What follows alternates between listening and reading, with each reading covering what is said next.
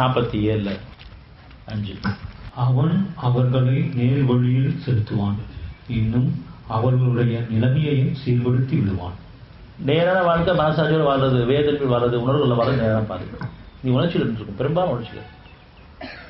இப்போ உணர்வை வாழ விரும்புகிறேன், மனசாட்சியில் வாழ விரும்புகிறேன், வேதத்தில் வாழ விரும்புகிறேன், நன்மைகளை வாழ விரும்புகிறேன், அருளை வாழ விரும்புகிறேன். அவன் அவர்களை நேர்வழி செலுத்துவான், அவன் செலுத்துவான், நீங்கள் போயிட முடியாது. விரும்புக இருக்கிறது. இன்னும் அவருடைய நிலைமையை சீர்படுத்துவான். அது கீழே 6.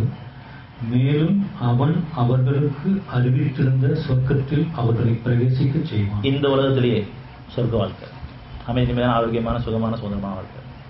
அது கீழே நம்பிக்கை கொண்டவர்களே, நீங்கள் அல்லாஹ்வுக்கு உதவி செய்தால் அவன் உங்களுக்கு உதவி செய்து உங்கள் பாதங்களையும் உறுதியாக்கி வைப்பான். அவனுக்கு எந்த தேவையும் கிடையாது. நான் சொல்றது கொஞ்சம் புரிஞ்சுக்கங்க, ஏற்றுக்கங்க, என்ற ஒப்புடுங்க. இவ்வளவுதான் அவன் கேட்கறதெல்லாம். நீங்க எனக்கு உதவி செய்யணும். அல்லாஹ் படைச்சவன், நம்முடைய எந்த தேவை இல்லாதவன். நீங்க நல்லா இருக்கிறதுக்காக என்னுடைய படைப்பு வீணா போயிடக்கூடாது. நான் எந்த அமைப்பு படிச்சோம் அந்த சாட்சியமா வாழ்க்கை, சொர்க்க வாழ்க்கை ரோதில் வாழணும், அடுத்த வாழ்க்கையும் சொர்க்கவானுக்கு அடையணுங்கிறதுக்காக நமக்கு வேதத்தை கொண்டு தெளிவாக்கப்படுது. நம்பிக்கை கொண்டுள்ள நீங்க அல்லாஹ்வுக்கு உதவி செய்தால் ஏற்றுக்கொண்டிருவதையும் நான் ஒன்று ஒப்படை சொல்றேன். உணர்வுல வாழ விரும்புகிறேன், உணர்ச்சி ஆகக்கூடாது, நன்மைகளை வாழ விரும்புகிறேன், ஞானங்களை வாழ விரும்புகிறேன், அருளை வாழ விரும்புகிறேன், வேதத்திலே வாழ விரும்புகிறேன், மனசாட்சியில் வாழ விரும்புகிறேன்.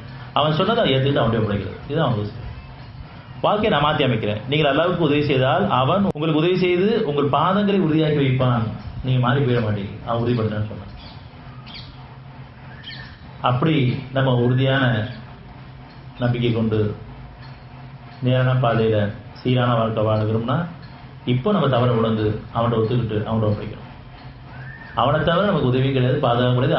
அவனை தவிர நம்ம சுகப்படுத்தவும் கிடையாது, நம்ம பிரச்சனை தீர்க்கவும் கிடையாது, சீராக்கவும் முடியாது, ஒரு காலம் முடியாது.